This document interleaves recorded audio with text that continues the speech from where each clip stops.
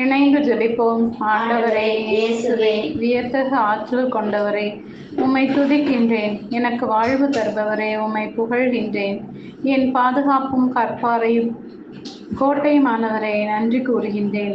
Elisha நாமானை பார்த்து, நீ போய் யோர்தானில் 7 முறை மூழ்கினால் உன் உடல்நலம் பெறும் என்று சொன்னதையும், நாமான் புறப்பட்டு சென்று கடவுளின் அடியாரின் வாக்கிற்கிணங்க யோர்தானில் 7 முறை மூழ்கியெழ அவர் நலமடைந்தார் எனவும், அவரது உடல் சிறு பிள்ளையின் உடலைப் போல மாறியது என்றும் இன்றைய இறைவார்த்தையில் வாசிக்கும் நான் உமது ஊழியர்களுக்கு பணிந்து நடக்கவும், அவர்கள் கற்பிப்பதில் நம்பிக்கை வைத்து பணிந்து வாழவும் நல்மனம் தாரும்.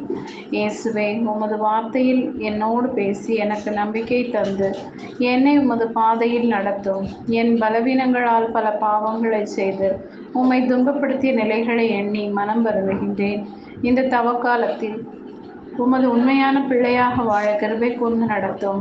அஞ்சாதே, நான் உன்னோடு இருக்கிறேன். கலங்காதே, நான் உன் கடவுள். உன்னை என் வலக்கரத்தால் தாங்குவேன் என்று இயேசுவே.